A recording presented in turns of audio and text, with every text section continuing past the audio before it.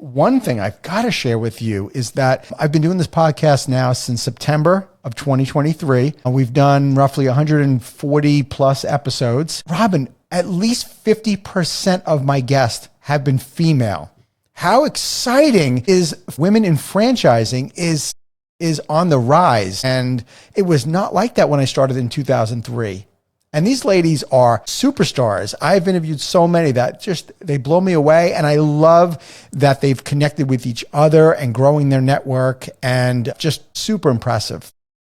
I totally agree with you on that. I was just at the Emerging Franchise Conference. So I was on the conference committee, and someone else did a post about it, because if you looked out amidst the entire room, 400 attendees, easily 60% were female. And I did one-on-one meetings with these franchisors, and I was like, my gosh, you guys are so much smarter than what I was. I didn't know, they're brilliant ideas. Yes. And, just leaning into getting the education and the experience and the mentorship that they need early. But yes, and I can remember I have a letter from one of the first chairs of the Women's Franchise Committee, and I think when they started, it was 1996, and there were 6 of them in a room, and the stories they will tell. And I have a letter from that chair to the chair of the IFA at that time saying, you need a woman on every committee. And there was pushback about that.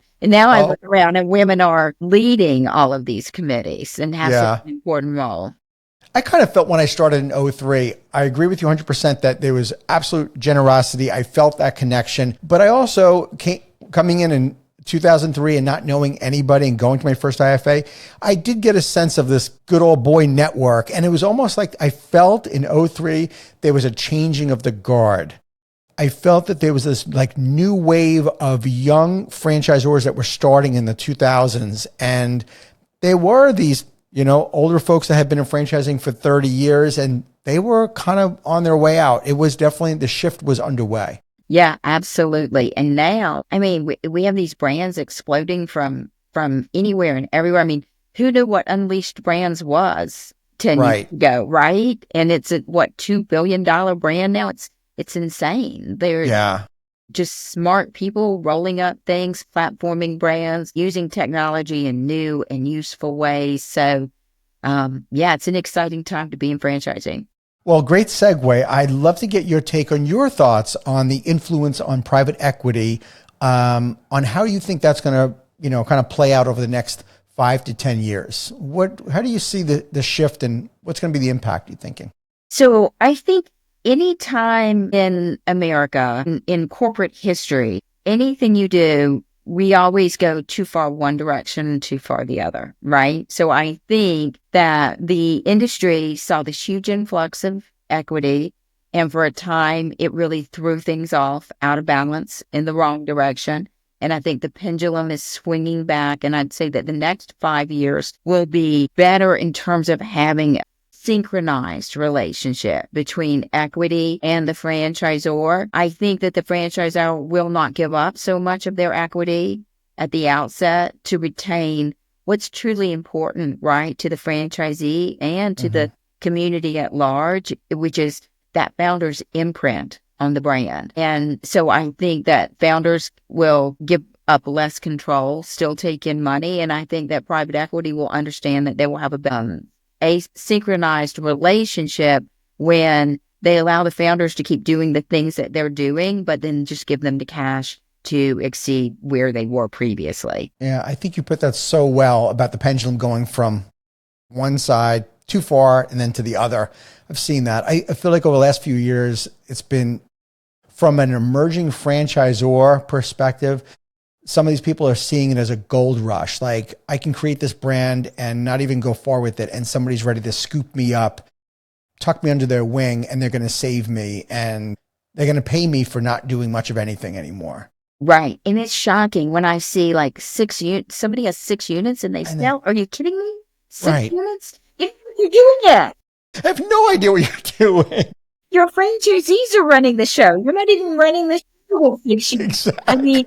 You're still learning so much, so it's going to be interesting, but I think we're going to get into a better place. Yeah, I think so. I'm a huge fan of Alicia Miller, who wrote Big Money in Franchising. I adore her. She's so smart, and I love her book. And she has this quote in her book that I guess Matt Haller had said something about. It's time that we get the private equity firms out of the lobby and out of the hallways and into the meetings, like, because they've always been kind of on the peripherals, kind of hanging around, but never really in.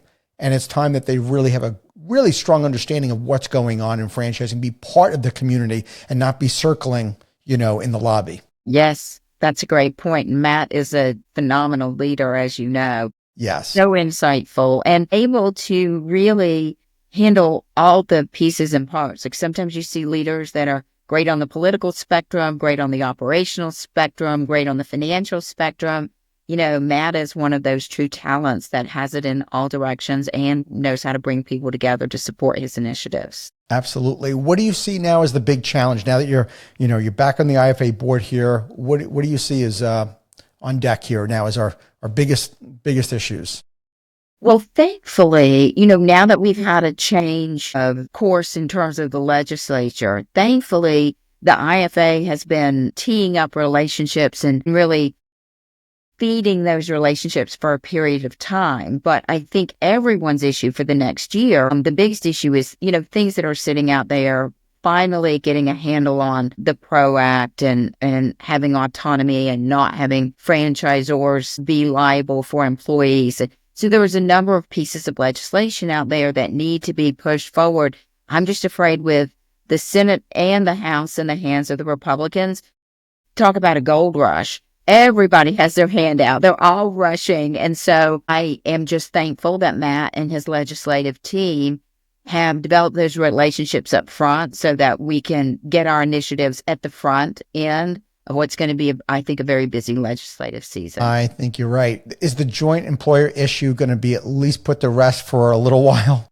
It's our hope that now, finally, there'll be a legislative solution to the Joint Employer Act, and it will, then it can be gone. It's not going to be with the strike of a pen from an executive commander-in-chief that they're going to be able to, give that authority back to a regulatory board. Right. It's legislatively going to be dealt with 100%. And that's right. Yeah, I kind of feel like thinking back over the years, it depended on the administration on whether it was top of mind again. It was like, all right, in 2008, it was huge. Then it went away, and then it was back again. Then we were okay because Trump was in, and then we were back on the ropes because Biden was in. And that's not a way for us to run our business model. We need some certainty. And I think that's a chord that resonates with legislatures. Like certainty allows people to invest over a period of time, and we're investing capital. And we're building out these brands. And by the way, we're employing lots and lots of people. So let's have a conversation on how we settle this once and for all.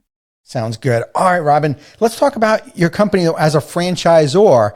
I had missed that at first. I didn't realize it. My apologies. So I understand you have 57 franchises open, but your model is totally different, even though you're in 45 states.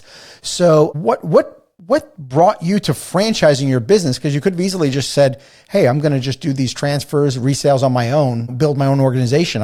You didn't need to franchise your company. That's actually a very astute observation, right? Because not many people actually catch that because we could just do this.